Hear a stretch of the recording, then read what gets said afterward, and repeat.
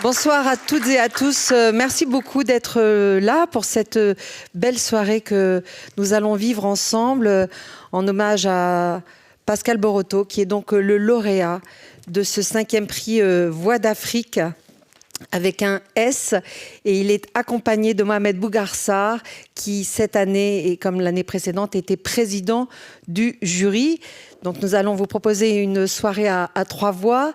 Ce prix Voix d'Afrique, juste en quelques mots, il a été fondé par les éditions Jean-Claude Lattès, Anne-Sophie Stefanini, Véronique Cardi, par RFI, que je représente également, et puis avec un partenaire très précieux, c'est la Cité internationale des arts de Paris. Et je demande à Bénédicte Alliot de venir nous rejoindre pour nous parler de son engagement très précis et très important pour ce prix Voix d'Afrique. Merci beaucoup. Vous m'entendez ? Bonsoir à toutes et tous et bienvenue à la Maison de la Poésie, qu'on remercie vraiment très chaleureusement de nous accueillir ce soir. Oui, c'est la 5e édition de ce prix Voix d'Afrique et donc à chaque édition, on souhaite, outre voilà un passage très important, j'imagine que vous allez en parler, qui se passe sur le continent, bien sûr, mais on souhaite aussi pouvoir faire découvrir aux jeunes auteurs ou à la jeune autrice de ce premier roman extrêmement brillant, de pouvoir aller à la rencontre des publics parisiens et de l'Hexagone plus généralement. Donc Pascal est à la Cité internationale des arts depuis bien plus d'1 mois maintenant. Et Pascal est parti à la rencontre des 300 artistes qui l'entourent, puisqu'on accueille 300 artistes simultanément de toute pratique, mais il y a rencontré aussi des sœurs et des frères, ou des consoeurs et des confrères en littérature, et je vous invite dans un deuxième temps, une fois que vous aurez fait connaissance ce soir avec Pascal, de venir le 20 mai, mercredi 20 mai, dans une semaine, à 18h à la Cité internationale des arts, au 18 rue de l'Hôtel de Ville, puisqu'il sera en conversation avec des autrices, notamment, qui sont en résidence à ses côtés. Voilà, je voulais dire un grand merci à la Maison de la Poésie, aux éditions Lattès et à RFI pour permettre ça. On a eu un 5e prix absolument scintillant, et puis remercier Mohamed Bougarsar, notre président de jury, mais surtout l'homme derrière cette présidence, et le grand écrivain que tu es, d'être avec nous ce soir. Je vous souhaite une excellente soirée. Merci. Merci Bénédicte.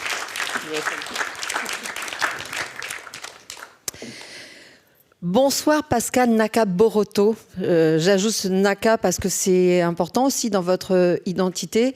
Vous avez donc 25 ans, vous venez de la République démocratique du Congo, et vous avez participé donc à ce concours d'écriture en envoyant votre manuscrit, qui a donc été sélectionné dans un premier temps par l'équipe des éditions Lattès, et puis ensuite avec ce prestigieux jury composé vraiment de nombreuses personnalités. Je salue Grégoire Leménager qui est là avec nous, mais il y a également Emile Boum qui n'a pas pu être là ce soir, des libraires, des auteurs aussi sur le continent, parce que c'est un prix qui se veut paritaire, et d'ailleurs à terme il y aura une coédition de votre roman Le nom de ma mère avec un éditeur du continent.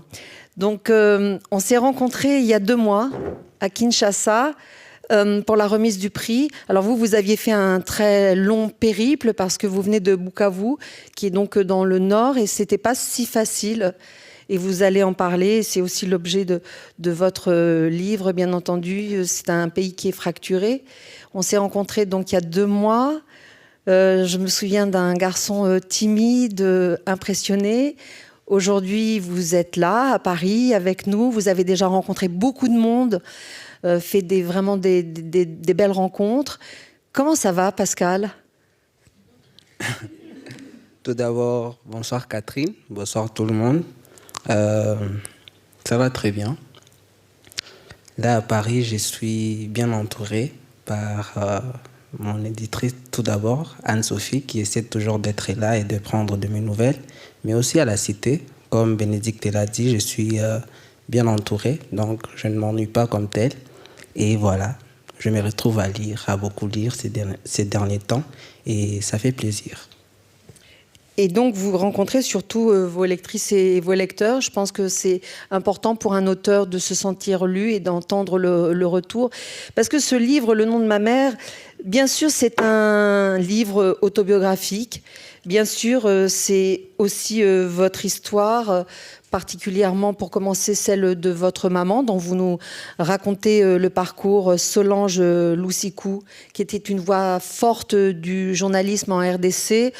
On va en reparler, mais c'est aussi un livre sur vous comme enfant, heureux, mais avec toujours la mort peut-être qui plane, adolescent en deuil quand votre maman décède, et puis c'est votre entrée dans le monde adulte, finalement le choix de cette profession de journaliste comme votre maman, alors que c'était peut-être pas au début ce que vous pensiez devenir, et puis c'est votre découverte d'un pays. C'est aussi le portrait d'un pays d'ailleurs dont vous dites que c'est un pays qui ne sait plus s'il est vivant, c'est un pays qui doute et qui survit plus qu'il ne vit, et en effet un pays déchiré à l'Est par des conflits incessants qui a fait des millions de victimes, des morts, de déplacés, de réfugiés. Donc c'est tous ces sujets que nous allons aborder avec vous aujourd'hui et aussi avec Mohamed Bougarsar. Alors Président, est-ce que vous voulez bien nous dire pourquoi nous avons tant aimé ce livre, et vous en particulier qui êtes écrivain et qui savez ce que c'est qu'être primé. Mais racontez-nous ce que vous avez aimé, vous particulièrement, dans Le nom de ma mère. Mes chers compatriotes, bonsoir à toutes et à tous. Merci à la Maison de la Poésie de nous accueillir, d'accueillir surtout Pascal et d'accueillir son livre. Je suis très heureux de participer à cette conversation. On en a déjà eu un certain nombre à Kinshasa, et tout se passe comme si c'était une conversation continue comme ça, sur diverses scènes et sur divers continents, et je suis très heureux qu'on puisse le faire, qu'on puisse la continuer ici. Ce qu'on a aimé dans ce roman, on est là pour en parler. Pascal va vous le dire, vous allez le sentir. Mais ce que j'ai aimé dans ce roman, c'est vraiment la manière dont une douceur extrême, de celles qui ne peuvent apparaître que lorsqu'on parle si amoureusement de sa mère, de la mère qui est partie, lorsque cette douceur-là se mêle à un regard si lucide, presque si...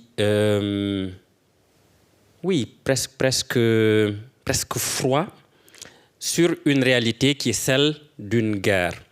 Donc c'est vraiment pour moi le nœud et peut-être l'énigme aussi de ce livre, c'est que la délicatesse et la dureté trouvent un équilibre qui est assez incroyable. Et cela passe par une histoire toute personnelle. Je ne suis même pas certain que tu l'aies fait exprès, ce qui n'enlève rien bien sûr à ton talent. Je veux simplement dire par là que très naturellement, tu as réussi à trouver cet équilibre-là, puisqu'on peut lire le livre comme le livre d'un fils, d'une adresse d'un fils à sa mère, mais on peut aussi le lire comme le livre d'un jeune homme qui petit à petit est arrivé au journalisme et qui cherche la vérité. Voilà. Et ça, c'est l'une des choses que j'ai aimées. Pour le reste, je garde le suspense pour tout à l'heure. Donc, voilà. Peut-être que j'aimerais ajouter quelque chose. Attention à ce que tu dis. Hein. Attention. Tout d'abord, permettez-moi les émotions. Mais ce que je cherche à dire est que je comprends maintenant, ou j'essaie de comprendre que parler de ma mère, c'est parler de mon pays. C'est parler de tout ce qui se passe à l'est de la République démocratique du Congo. Pourquoi est-ce que je l'ai dit? Parce que la vie de ma mère a tourné autour de tout ce qui se passe. Si on prend son côté professionnel, qui est le journalisme, elle a toujours essayé de décrire tout ce qui se passe à l'est de la République démocratique du Congo. Et donc, pour moi, parler de Solange Loussikou, Simi Rekayange est impossible si je ne parle pas du Congo. et même au niveau international, parce que voilà, elle a été menacée même au niveau international, même au niveau national aussi. C'est un peu ça. Et je pense que par là, j'ai plus ou moins complété tout ce que mon président a à dire. Merci. Alors peut-être parlons aussi de l'intime pour commencer, parce que bien sûr Solange Lissoukou, on l'a dit, était une femme directrice, éditrice d'un journal indépendant qu'elle avait créé. Elle a été d'ailleurs à ce titre récompensée à de nombreuses reprises. Par exemple, ce prix américain, Courage for Journalism. Il y a eu aussi, elle a été docteur honoris causa. Il y a également aujourd'hui à Bukavu, n'est-ce pas, une avenue qui porte son nom. Donc, on voit que c'est une femme qui était forte, déterminée, courageuse, qui a témoigné d'ailleurs parfois au prix de la paix et de la paix de sa famille, de sa sécurité. Voilà le mot que je cherchais. Et comme maman, comment était-elle ? Oui, pour beaucoup, Solange était une grande voix du journalisme congolais. Mais pour moi, elle était ma mère, avant tout, une mère très chaleureuse, intentionnée beaucoup. Peut-être même beaucoup, plus qu'il ne le fallait en tout cas. Parce que voilà, moi je suis un fils à maman, donc j'ai été bercé par ma mère jusqu'à sa perte. Et j'avais déjà 17 ans. Vous allez comprendre, moi, vous allez peut-être me pardonner, mais mon père, il est là et je l'aime beaucoup, mais je ne pensais jamais à mon père quand j'avais un problème ou quand je cherchais quelque chose. Le premier nom qui m'est venu en tête, c'était toujours maman. Et donc, ma mère, elle a toujours été là pour moi. Et même, quoique c'est bizarre, même quand ma période plus ou moins pubère, j'essaie toujours de questionner ma mère. C'est qu'elle ne comprenait pas. Elle m'envoyait, va voir ton père. Mais moi, je me dis, non, maman, comment ça, je dois aller voir papa, c'est toi. Donc, c'était un peu ça. Donc, elle a toujours été là pour moi. Et c'est toujours émouvant de parler d'elle. C'est que j'espère que vous allez comprendre si vous me voyez un peu manquer de mots, c'est parce que je suis sous les coups de l'émotion là maintenant. Mais ça fait plaisir parce que c'est pris et pour moi avant tout une reconnaissance à la mémoire de ma mère. Oui. Vous étiez un fils à maman. Est-ce que vous étiez le chouchou de la fratrie parce que vous avez des frères et sœurs? Ou est-ce que vous aviez un lien particulier avec elle? Peut-être. Oui, permettez-moi d'être égoïste. Peut-être parce que j'ai à tomber. Alors j'étais gravement malade. Il y a une période où j'ai frôlé la mort. J'étais gravement malade et c'est ma mère qui m'a gardé. Donc elle sortait du travail et directement passait par l'hôpital et parfois elle restait avec moi quand il le fallait. Et ça a duré, ça a pris un bon moment. C'est même pourquoi l'autre fois je vous disais que j'écoute toujours du Jean-Claude Guénada comme musique parce que c'est tout ce qu'on a écouté quand j'étais hospitalisé. Et même là, en venant ici, j'écoutais du Jean-Claude Guénada. C'est pour dire que je ne dirais pas que j'étais plus proche de ma mère que des autres enfants des Solange parce que là, je vois qu'ils vont essayer de m'attaquer après, mais bon. Ils sont pas là. Exactement. Mais je pense que dans la salle, il y a des gens qui filment pour les envoyer quelques vidéos. Et voilà, exactement. Pour dire que non, nous tous, ma mère nous essaie toujours de nous réunir ensemble. Donc, et sans doute chaque enfant pense ou a ces petits côtés-là, ces ressentis-là, de se sentir peut-être aimé plus que les autres ou détesté dans les cas contraires. Mais bon, voilà, mais moi, personnellement, je me sentais plus aimé que les autres. Quoique on était toujours ensemble, mais moi je me disais, si c'est moi qui ai besoin de maman, elle n'aura qu'à venir d'abord vers moi et après vers les autres. C'est un peu ça. Peut-être que vous étiez celui qui était le plus sensible à son activité, parce que vous racontez dans de très jolies scènes combien vous étiez fasciné quand elle était devant son clavier, concentrée, que ses doigts volaient, quand elle écrivait ses articles, quand elle documentait les dossiers, quand elle était vraiment très concentrée. Est-ce que c'est vous, peut-être, qui étiez le plus sensible à son activité professionnelle ? Pas du tout. Là, j'étais encore enfant, j'étais juste fasciné par ma mère, mais après, je me suis complètement désintéressé de tout ce qu'elle faisait. Oui, j'ai cherché de vivre ma petite vie à côté. Après, voilà, j'étais à l'internat. Et donc, quand j'ai sorti de l'internat, j'ai essayé de passer beaucoup de moments avec des amis que de le passer avec ma mère. Mais il y a tout d'abord mes grandes sœurs. J'ai des grandes sœurs qui étaient toujours avec ma mère. Même pendant les vacances, elles passaient leur temps au journal des Souverains Libres. Moi, je ne me voyais jamais faire du journalisme comme tel. Moi, je me suis retrouvé à faire les sciences économiques. Et alors, jamais, au grand jamais, je ne pensais devenir journaliste. Même écrivain comme tel, si je peux me le permettre aussi. Mais bon, voilà, tout est parti de cette perte-là. Et inconsciemment, je me suis retrouvé, je me retrouve jusqu'à présent à faire ce que ma mère faisait. Alors malheureusement, effectivement, ce deuil arrive en 2018. Vous avez 17 ans, Pascal. Vous êtes à l'internat. Le choc n'en est pas moins grand, au contraire. On vous avait proposé de lire des extraits et vous m'avez répondu que ce serait beaucoup trop d'émotions.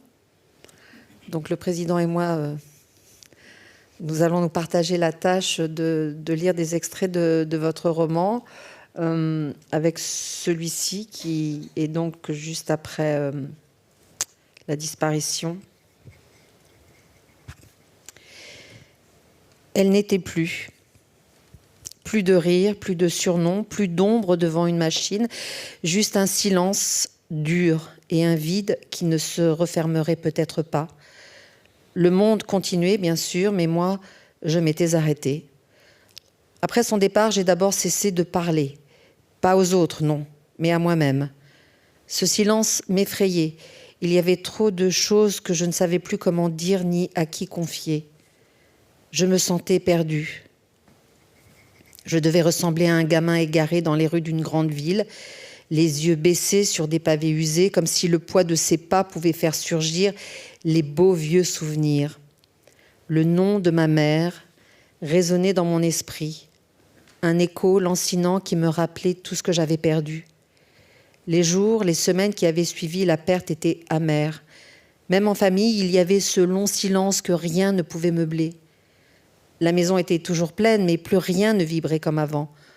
En famille, on s'était rapprochés encore plus, par instinct peut-être, par peur de s'effondrer, mais ce n'était plus la même chaleur.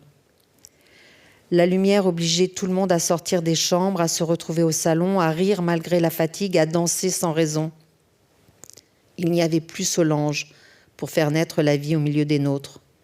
Le soir, la table semblait trop grande. Les assiettes s'entrechoquaient sans élan, le silence s'installait, parfois coupé par une toux, un souvenir qu'on préférait taire. On priait beaucoup, par réflexe, je crois, par peur d'oublier, par besoin de nous sentir toujours attachés à elle. Mais moi, je n'y arrivais plus. J'avais beau fermer les yeux, les mots de foi se bloquaient dans ma gorge.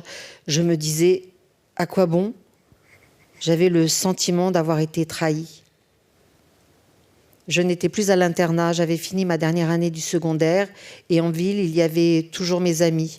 On riait fort, on débattait pour rien, on se sentait grand, libre, indestructible. Mais sous cette légèreté, quelque chose se fissurait. J'avais perdu le goût de rester en moi-même.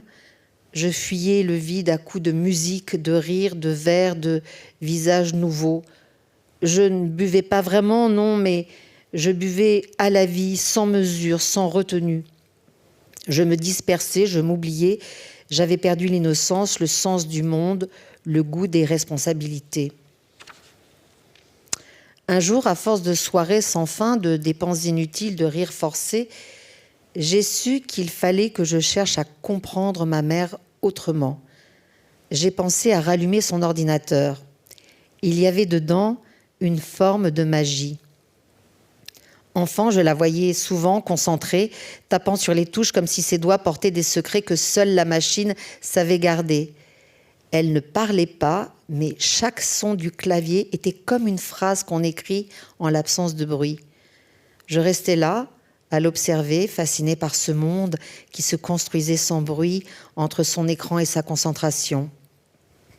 Elle ne me repoussait pas, mais elle ne m'expliquait pas non plus ce qu'elle faisait. J'étais juste là, en veille, comme une ombre fidèle, un petit garçon attiré par l'invisible.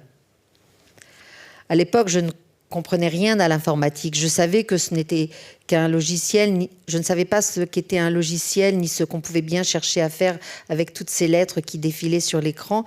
Mais il y avait un rythme, un ordre, un monde structuré, précis, presque mystérieux, que je contemplais sans mot dire, que je trouvais passionnant.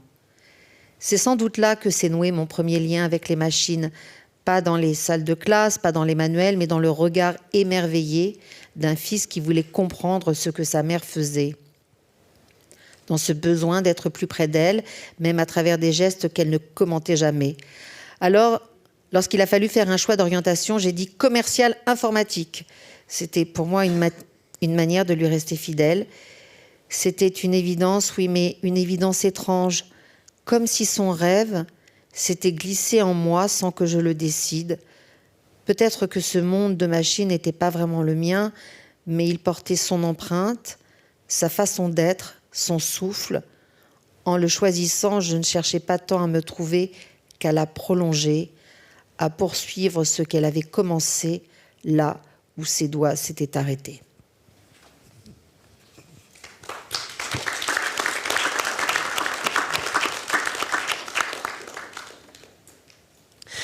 Merci Catherine pour cette lecture, cette très belle lecture. Pascal, il y a une chose que tu as dite tout à l'heure sur le fait que tu voulais comprendre ta mère et que comprendre ta mère, c'était comprendre le Congo. Ou en tout cas que tu ne pouvais pas comprendre le Congo si tu ne comprenais pas ta mère et réciproquement. La question que je voulais te poser, toute simple, c'est de savoir finalement ce que tu as compris. Est-ce que la vérité de ta mère se confond avec celle du Congo, de l'Est du Congo en particulier? Est-ce que ce sont deux choses différentes? Ou est-ce que tout simplement tu es encore en train d'essayer de comprendre, même après avoir écrit ce livre?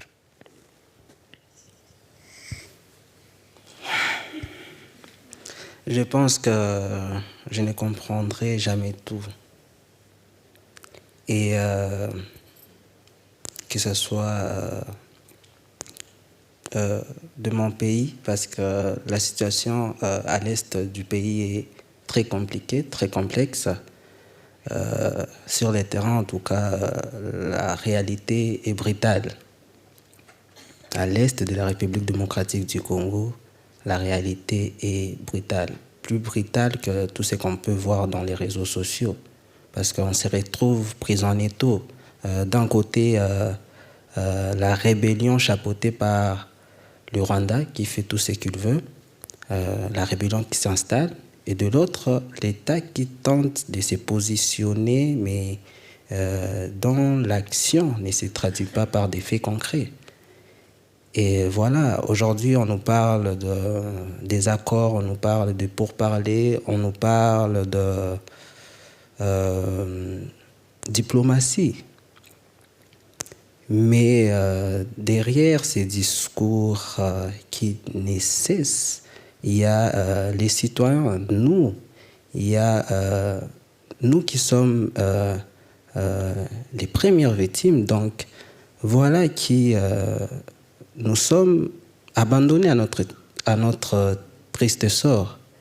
Et voilà, c'est très difficile alors, mais on s'est dit que personnellement, j'aimerais aujourd'hui dire que derrière les discours des uns des autres, derrière les discours de l'État et de la rébellion, il n'y a qu'une seule vérité humaine que l'on ne peut ignorer aujourd'hui, c'est celle... c'est nos cris, en fait. C'est nos cris, nous, les cris des familles qui sont à l'est de la République démocratique du Congo. Parce que quoi qu'aujourd'hui, peut-être la rébellion ne peut pas alors accepter qu'on pleure aux yeux du monde, mais voilà, sous nos toits, on pleure, on crie famine, on pleure nos proches qui partent trop tôt à cause de cette guerre. Et voilà, il y a aussi cette souffrance qui est là, qui n'attend pas les stratégies comme telles, les discussions. Elles cherchent à s'imposer, mais on n'y arrive pas jusque-là. Et voilà, pour ce qui est de ma mère, je pense que moi, j'ai toujours été quelqu'un de laconique. Mais j'ai toujours parlé aux feuilles blanches, à mes blocs-notes. Voilà, donc... et jusqu'à présent, j'écris toujours sur ma mère. J'arrive à écrire toujours sur ma mère quand je pense à elle. Il n'y a que mes faits à moi qui arrivent à porter peut-être le poids de cette perte jusqu'à présent, parce que je me dis, en parler même en famille, en parler même à mes sœurs, à mon petit frère, c'est difficile. Je ne suis pas de celles qui... Et perdu Solange Lusiku, il y a aussi ma famille, et sans doute même mon père aujourd'hui, qui, je les ressens, je ressens qu'ils peinent aussi à reprendre l'élan comme tel. Et voilà, heureusement pour moi, il y a, et je l'espère en tout cas, il y aura toujours des pages blanches, parce que jusqu'à présent, je me confie qu'à mes pages blanches, parce que moi, personnellement, je ne pensais pas remporter ces prix comme tel.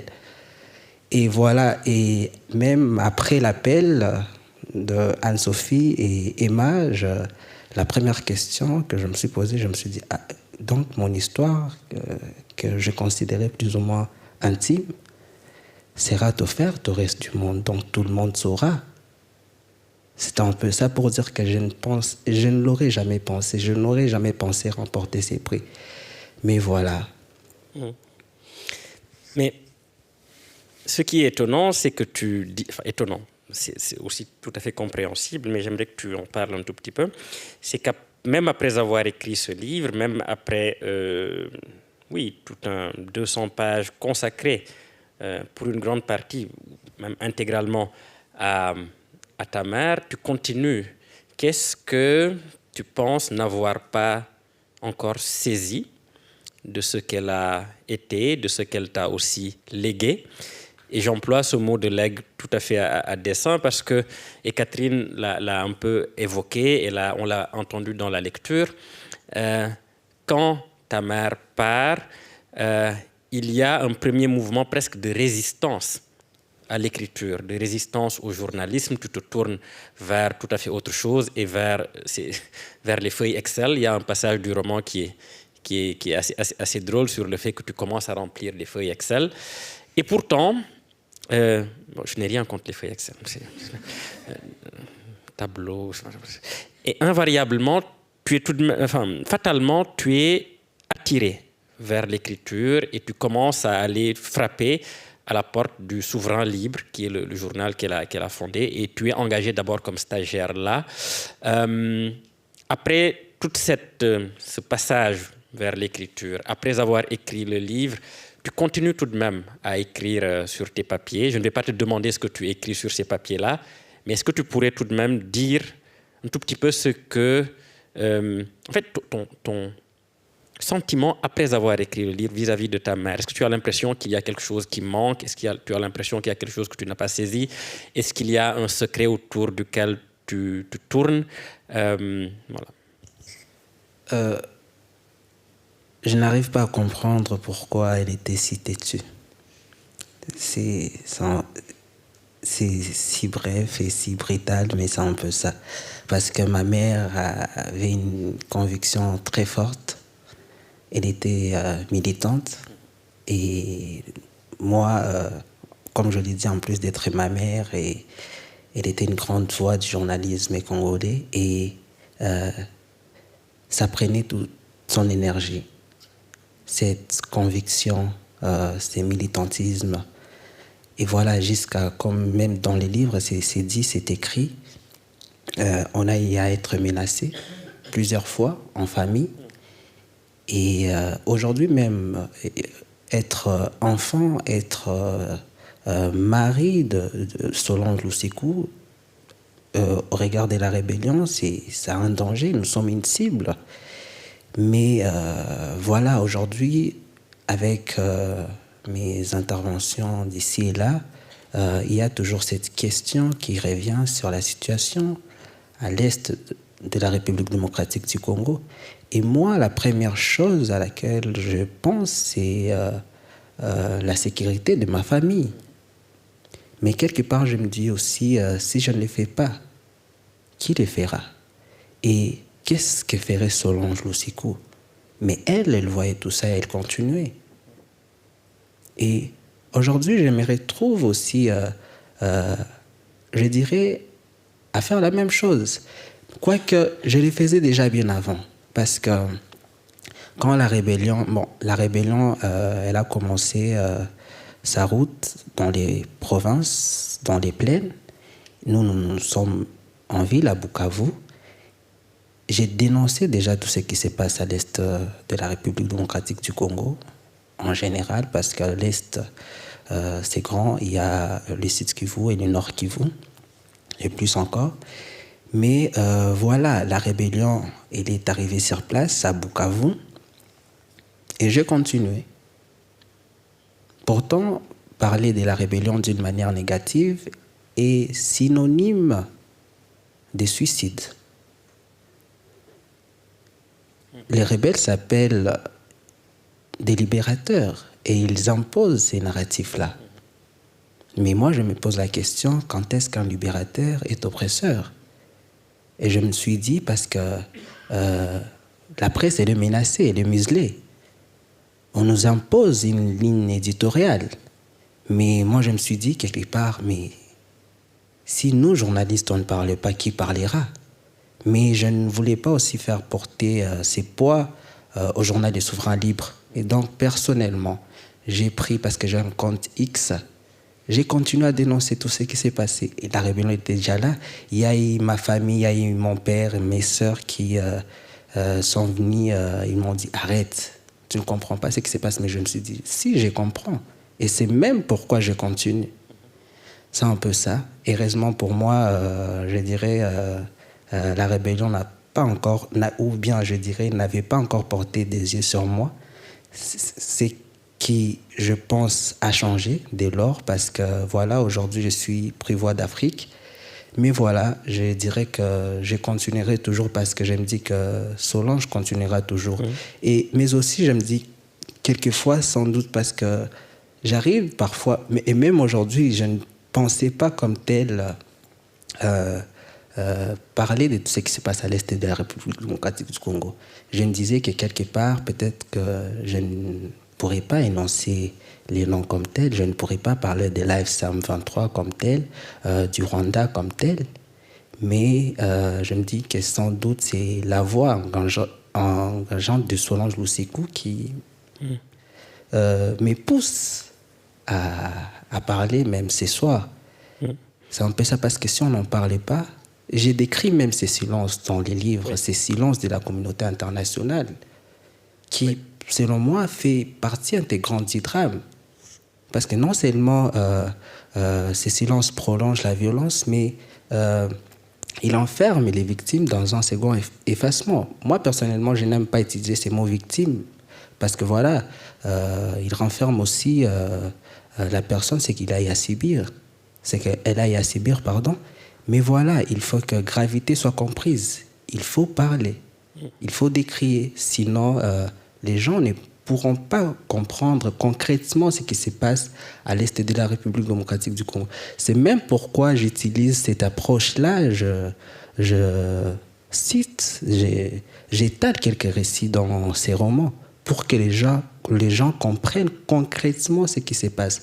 Quand on parle de viol comme arme de guerre, mais ça ne se limite pas là. Il est très différent de comprendre qu'une femme a été violée et de comprendre qu'elle a été violée par son fils. Alors, c'est très différent. Mais voilà, j'ai compris qu'alors, entre ces bâches, dans les camps, en échangeant avec ces victimes, qu'il est très important de mettre les mots concrètement. Oui. D'une manière brute, certes, mais voilà, c'est un peu ça. Oui, c'est très saisissant ce que tu écris et la façon dont tu en parles là. Je ne sais s'il faut employer le mot de courage, mais en tout cas, je trouve qu'il y a quelque chose de l'ordre de l'honnêteté, en tout cas d'une recherche de coïncidence avec ce qu'on porte en soi, avec ce que tu portes, et avec aussi le souvenir que tu as de ta mère, avec le devoir de mémoire finalement que tu as vis-à-vis d'elle en ce qui concerne la question de l'écriture. J'ai parlé de legs tout à l'heure, peut-être qu'au fond, ce que Solange Lusikou t'a laissé, bien sûr l'amour, parce qu'au fond, ça peut suffire, mais c'est une grande obstination. Il me semble que le mot revient d'ailleurs plusieurs fois. C'est la question de l'obstination, et tu disais tout à l'heure qu'il y a une scène du livre où il y a des gens cagoulés qui entrent chez vous, qui vous menacent par des armes, et il y a quelqu'un qui dit « Est-ce que tu es Solange Lusikou ?» Et puis il y a une scène voilà, qui est à la fois très saisissante, mais qui dit aussi que ce n'était pas abstrait, ce n'était pas juste de l'écriture, mais c'était très concret. Et quand je dis très concret, c'est que des vies étaient engagées, sa vie était engagée, la vôtre aussi d'une certaine façon. Avant de laisser Catherine peut-être te poser une ou deux questions, et que je lise un autre extrait, j'ai une dernière, j'en ai une dernière, qui est liée à la question de l'écriture, parce qu'on a beaucoup parlé du thème, de ce double portrait, la recherche de la vérité, de ce qui se passe dans l'Est du Congo. Mais tu parlais tout à l'heure de poser le mot juste, et j'avais simplement une question liée à la différence ou pas entre une écriture journalistique et une écriture qui serait plus littéraire, si tant est que la distinction ait du sens. Est-ce qu'elle a du sens pour toi d'abord? Si oui, et comment passes-tu de l'une à l'autre? Est-ce que dans ce livre, il y a un certain sens de la précision? Est-ce que tu crois que ça te vient directement de la pratique du journalisme, ou est-ce que tu as cherché autre chose, autrement, une autre langue? Je dirais que ça nourrit aussi, parce qu'en journalisme, on nous apprend à énoncer les faits et la logique des faits. Donc, on ne donne pas nos opinions comme telles. Mais avec la littérature, je peux me les permettre. Voilà. Aujourd'hui, il serait alors, voire même incompréhensible pour ma rédaction de pointer du doigt la F-123 et tout ce qu'ils font comme tel.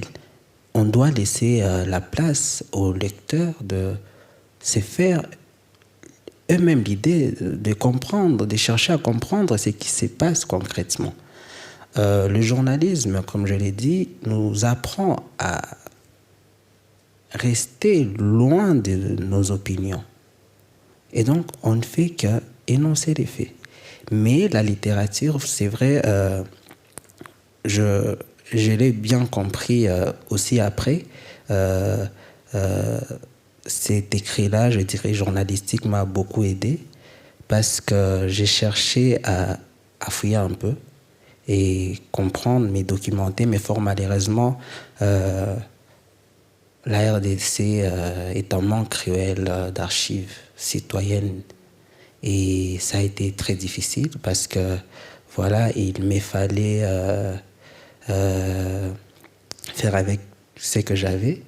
Mais quelque part aussi, ça a fait à ce que je retombe dans les archives du journal des souverains libres. Directement, je suis tombé sur les archives, sur les articles écrits par ma mère. Oui. Alors juste avant de donner la parole à Mohamed Bougarsar pour lire un deuxième extrait, je rebondis sur cette question de l'écriture parce que il me semble que vous avez écrit beaucoup aussi sur votre téléphone. Et j'aimerais savoir, c'est pas tout à fait anodin comme question, parce que je pense que ça témoigne aussi du fait qu'il y a une espèce d'urgence à écrire, à décrire, à témoigner, à documenter, ou quand on est porté par un élan de grande tristesse, quand on pense à sa maman.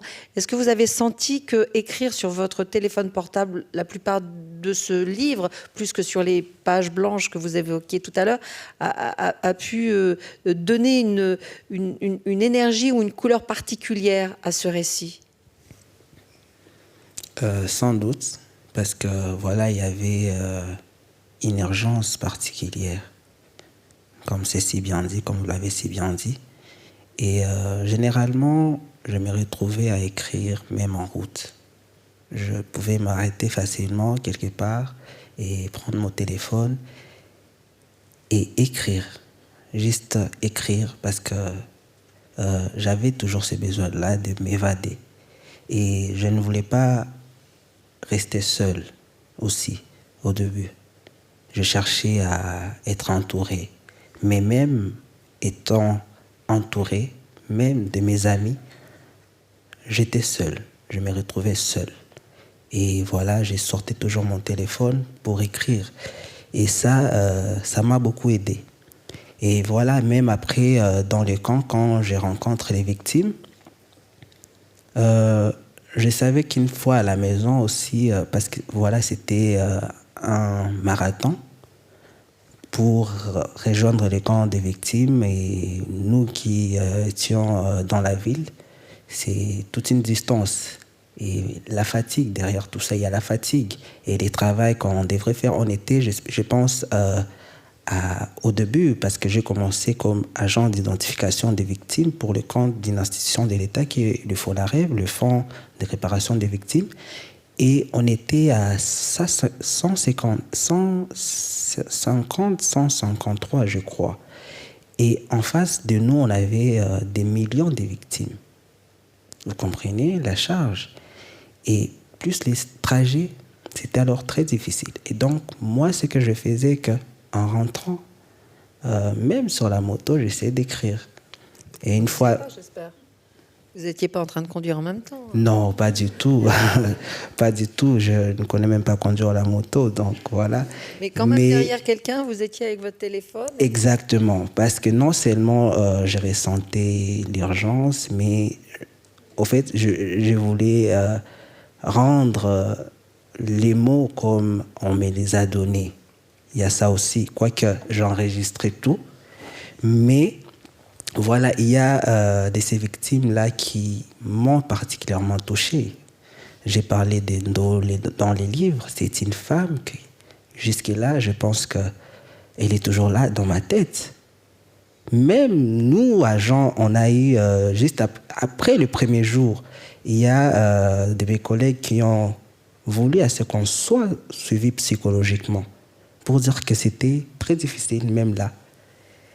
Et voilà, une fois à la maison, j'essaie toujours d'écrire. À Goma, je n'avais pas aussi mon ordinateur, donc voilà, je n'avais que mon téléphone. Et même le roman en soi, je l'ai écrit entièrement sur mon téléphone, du début jusqu'à la fin, sur mon téléphone.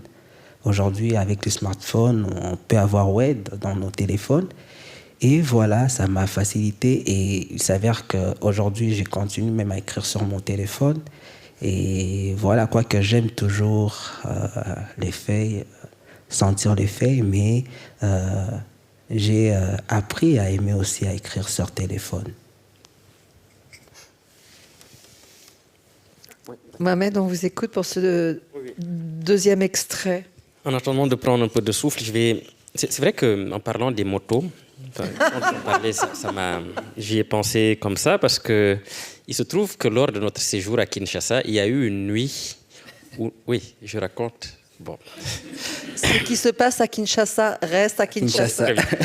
Ça marche. En tout cas, notez qu'il y avait une histoire de moto et que sur la moto, a priori, il y avait Pascal et moi et que l'un était mort de peur alors que l'autre rigolait. Je vous laisse imaginer, vraiment. Il y avait quelque chose.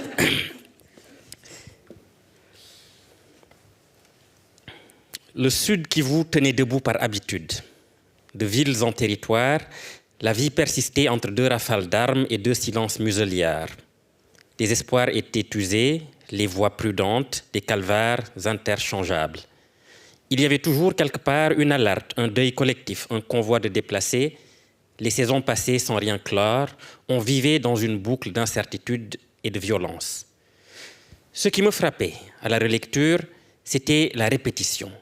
Les mêmes alertes, les mêmes silences officiels, les mêmes promesses aussitôt oubliées. La violence ne surgissait pas par surprise, elle revenait comme une mécanique bien huilée. Et peu à peu, je comprenais que l'incompréhensible n'était pas un accident. Il était devenu un mode de gestion, une normalisation imposée. En 2013 et 2014, les affrontements à l'arme blanche entre communautés s'étaient multipliés dans les hauts plateaux de Mwenga et la plaine de Ruzizi, où les enjeux fonciers et identitaires s'entrelaçaient inextricablement. Mais ma mère, elle, s'assurait que la lucidité atteigne le vrai. Elle traquait le mensonge, affrontait la peur, dénonçait le mal. La calamité était le climat qui perdurait, un constat amer et continu. Elle se battait contre un système qui ne tuait pas toujours par balle, mais souvent par lenteur, par indifférence, par oubli.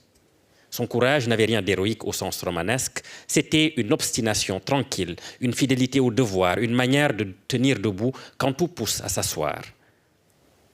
Notre côté de la nation, lui, semblait s'être arrêté dans le temps. Les ponts s'effondraient, les routes se délitaient, les écoles manquaient de bancs, les hôpitaux d'oxygène. Dans les villages, les enfants parcouraient encore des kilomètres pour un seau d'eau trouble. Les villes respiraient la débrouille. Des câbles électriques pendus dans le vide, des générateurs vrombissaient comme des prières mécaniques.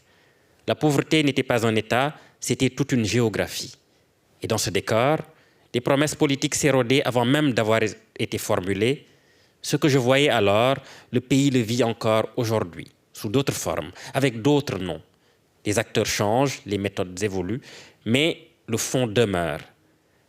Les routes continuent de céder, les institutions de vaciller, les vies de s'user trop tôt. Le présent n'a pas rompu avec le passé, il en prolonge l'inachevé.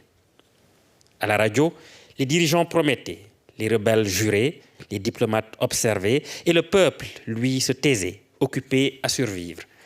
Les hommes désabusés par les politiques autour de bières tchèdes, les femmes rendues cyniques comptaient les jours, les vivres, les absents. La guerre et les rébellions n'étaient pas cantonnées aux collines. Elles avaient pris place dans les conversations, les gestes, les corps, les habitudes. L'État semblait lointain, presque abstrait. On gouvernait par absence, par promesses à répétition. Les salaires ne tombaient pas. Les projets s'évaporaient avant d'avoir commencé. Les fonctionnaires vendaient dans des boutiques. Les médecins faisaient grève. Les enseignants prêtaient serment à la misère. Tout le monde savait que rien ne tenait debout, mais chacun faisait semblant d'y croire par instinct, par fatigue ou simplement pour tenir. Au milieu de tout cela, le Souverain libre persistait. C'était l'unique journal papier debout à l'est du pays, l'unique souffle d'une presse libre, imprimé sur des machines capricieuses à Kampala, en Ouganda, souvent sous la menace. Solange, elle, devait être partout à la fois, dans les conférences, dans son bureau, dans la salle de rédaction, dans les réunions, sur le terrain, en ligne avec des sources qu'elle protégeait comme des enfants. Elle bataillait sur tous les fronts, contre le pouvoir, contre les intimidations, contre les contraintes impossibles de la vie sud qui vous tiennent, contre la peur elle-même. En comprenant son combat, je comprenais aussi le pays autrement. Nommer devenait un acte de survie. Écrire, une manière de fissurer l'absurde. La parole ne réparait pas tout, mais elle empêchait l'effacement. Elle traçait une sortie, fragile, mais nécessaire, hors du mutisme imposé. Dans les rues, les jeunes erraient sans horizon, les diplômes s'accumulaient sans emploi, les mains se tendaient sans réponse, la politique était devenue un théâtre sans spectateurs, un jeu où seuls les acteurs connaissaient la fin. Et dans cette confusion, les mots semblaient se briser. La vérité coûtait trop cher pour qu'on la dise. On s'habituait au vacarme des armes, au mutisme de l'État, à l'odeur du sang mêlé à celle d'une vie en débâcle. Même la pluie, jadis promesse de fécondité, tombait comme une répétition des larmes et de sang. Malgré tout, le Congo vivait, il tenait, obstinément. Dans les chants des églises, dans la ferveur du soir, dans cette manière qu'ont les Congolais de danser, même quand tout vacille. Le pays suffoquait, mais il se souvenait. Dans ce souvenir-là, celui de la nation et du mien, je comprenais mieux ce que ma mère avait vu, ce qu'elle avait voulu défendre, cette dignité têtue, ce refus du silence, cette fidélité à la vérité, à la recherche de l'égalité, à la quête de la démocratie, à la conquête d'un avenir radieux, même lorsque sa mère, patrie, brûlait. Regarder de près oblige, comprendre engage. Et je n'étais pas encore prêt à porter ce que la lucidité exige. Elle faisait partie des poches de courage, de ces gens qui refusaient de se taire, des enseignants qui continuaient à ouvrir leurs classes sans salaire, des infirmiers qui sauvaient des vies avec des moyens dérisoires, des journalistes qui, malgré la censure et les menaces, continuaient de chercher à dire le vrai. En lisant ces articles, en découvrant les femmes dont elle avait fait le portrait, en comprenant les événements qu'elle documentait, je réalisais que ma mère était une gardienne de la mémoire, une voix qui refusait de se taire. Parmi tous ces textes, l'un m'a arrêté plus longtemps que les autres. Peut-être parce qu'il ne parlait pas seulement du passé, peut-être parce qu'il disait déjà ce que nous vivions encore. En 2017, ma mère publiait un éditorial intitulé « Un faux vrai tribunal au Sud Kivu ». Elle revenait sur le tribunal sur le Congo, ce dispositif hybride à la frontière de la fiction et du réel qui avait osé faire comparaître ce que l'État continuait d'éviter, les crimes, les responsabilités, les silences. En le lisant, je n'y ai pas vu un simple commentaire d'actualité. J'y ai reconnu une lecture du pays qui reste d'une justesse troublante. La justice mise en scène parce que la justice réelle se dérobe. Les victimes exposées parce que les institutions se taisent. La vérité portée par l'art, faute d'être portée par le droit. Plus je poursuivais la lecture, plus je sentais que mes propres mots devenaient superflus.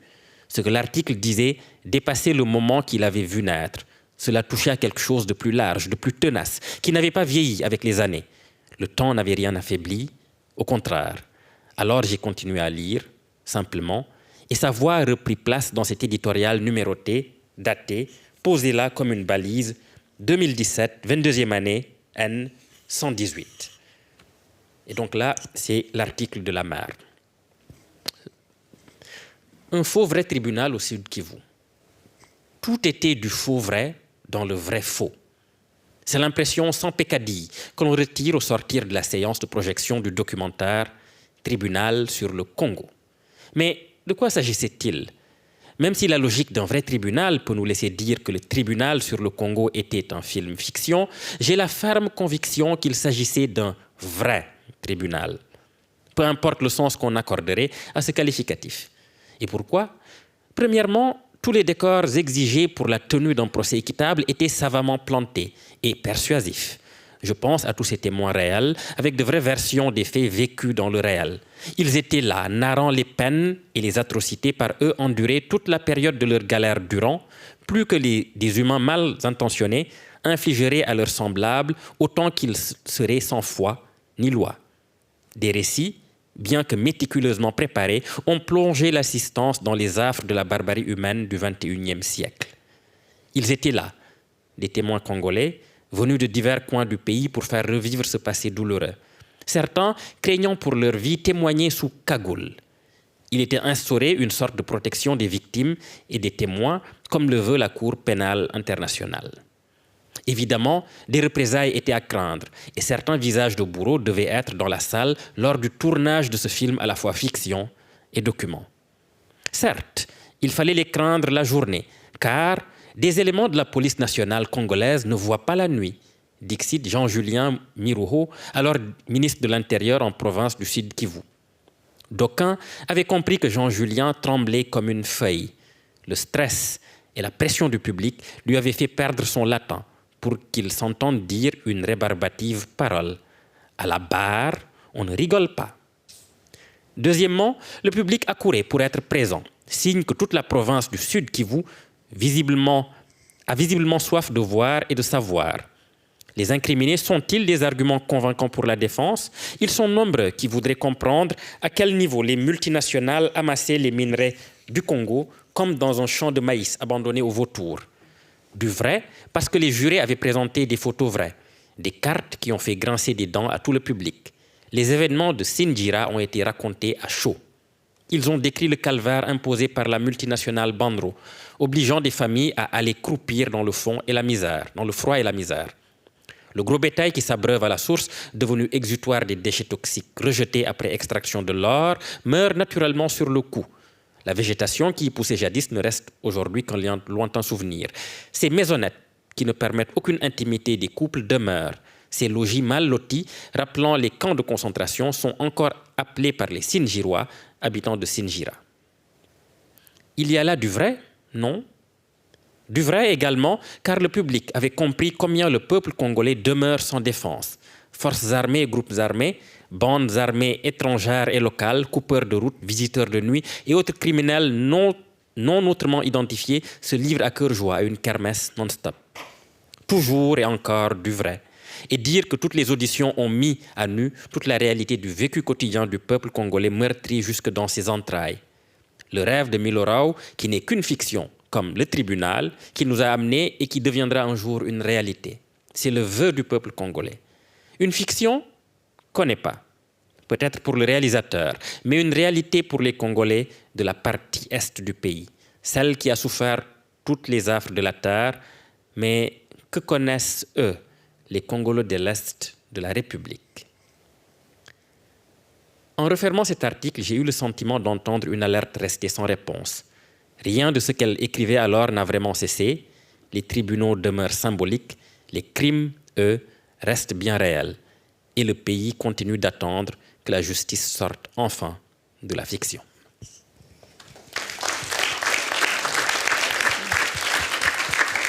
Merci beaucoup Mohamed Bougarsa pour cet extrait édifiant, puisque cet article date d'il y a 10 ans.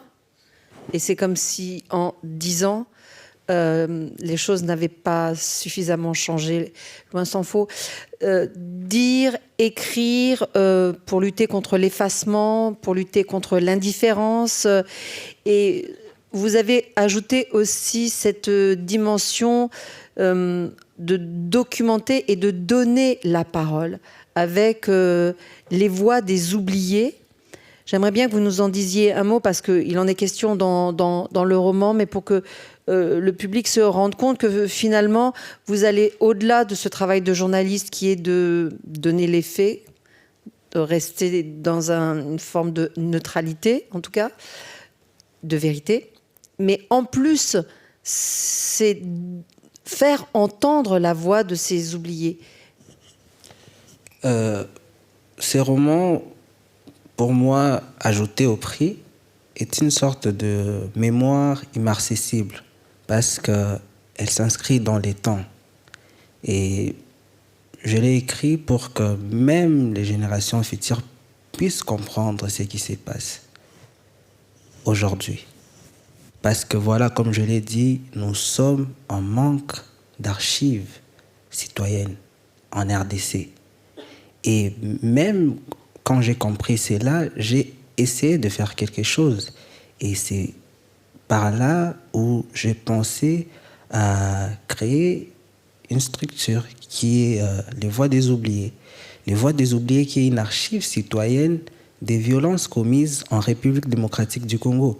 Et donc, concrètement, c'est que je fais, je ne dirais pas jusque-là que nous faisons, parce que aujourd'hui, certes, je ne suis plus seul, mais avant, c'était le cas. Parce qu'on a arrêté avec le Fonarev, quand la rébellion était déjà là. Et moi, j'ai parti à la rencontre de victimes. J'ai recueilli les récits. Je n'avais que mon nom, je n'avais plus de titres, je n'étais plus agent du Fonarev, donc je n'étais plus mandaté par le Fonarev. Et voilà, je ne venais qu'avec mon nom et avec une seule promesse. La promesse de rapporter leurs mots et leurs mots au reste du monde. Leurs mots pour dire parole et leurs mots pour dire problème. Et c'est ce que j'ai essayé de faire avec les Voix des Oubliés. Donc, j'allais à la rencontre des victimes, j'ai recueilli les récits et après, j'ai vérifié ces récits-là. Après, je les archivais pour qu'ils deviennent une mémoire durable, utile et accessible. Et au-delà même de l'archivage, j'ai essayé d'accompagner dans l'urgence certaines victimes à un soutien psychologique adapté. C'est ce que j'essaie de faire aujourd'hui avec les Voix des Oubliés. Quoique aujourd'hui, je ne suis pas celle-ci qui fait plaisir parce que c'est du pire bénévolat. Et voilà, c'est pour que qu'on s'inscrive dans les temps, que même les générations futures puissent comprendre que voilà, je sais que quelque part ça servira non seulement pour la recherche, pour la course à la reconnaissance des crimes commis en République démocratique du Congo, mais pour que nous, Congolais, moi personnellement j'étais de l'Est, mais je ne savais pas, avant que je ne franchisse les camps des déplacés, je ne savais pas ce qui s'est passé à l'Est comme tel. Et voilà, donc je cherche quelque part aussi à éveiller les consciences. Alors justement, tout à l'heure, vous disiez que écrire, dire la vérité, ça pouvait mettre en danger la personne justement qui prend la plume ou qui élève la voix. Et en même temps, j'ai l'impression que depuis la sortie de ce roman, qu'il y a une communauté qui s'est créée autour de vous, qu'il y a un élan où il y a des personnes qui précisément se reconnaissent dans votre travail et osent peut-être elles aussi parler, peut-être écrire à court terme. Est-ce que vous avez eu le sentiment, Pascal Boroto, avec ce livre, en effet, de devenir peut-être un élément un peu, comment dire...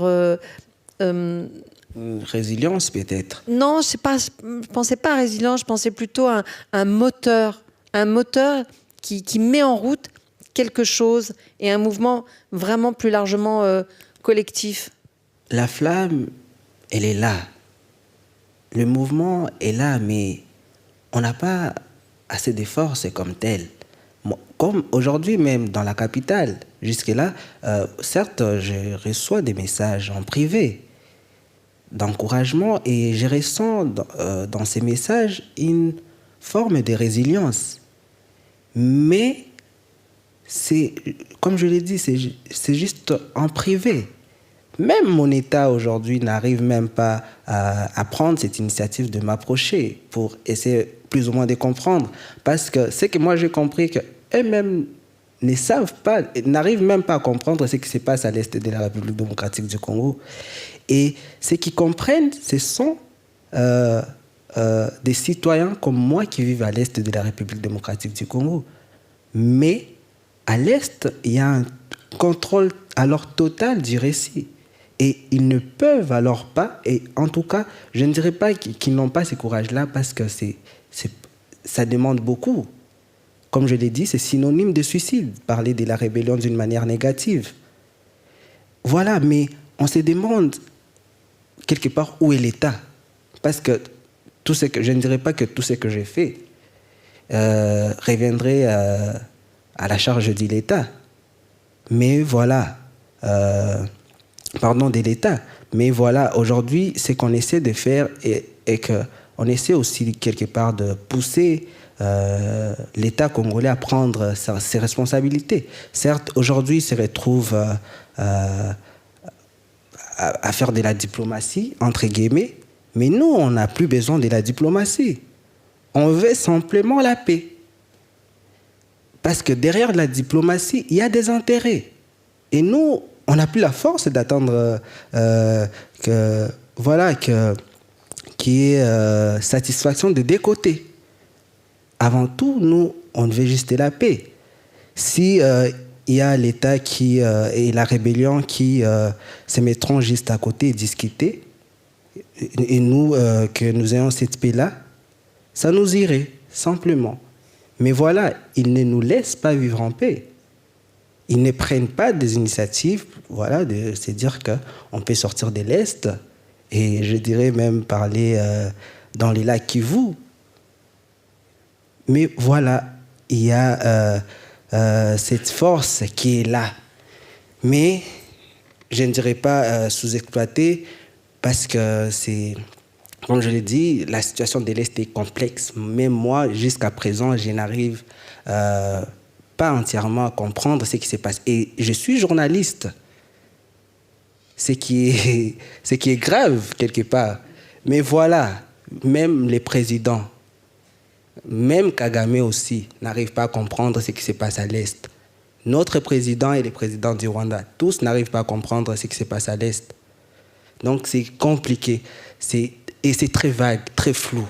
Il y a alors beaucoup de partis qui sont en jeu. Ne parlons même pas de l'État, ne parlons même pas de la communauté internationale. Quand je parle de l'État, c'est les États-Unis d'Amérique.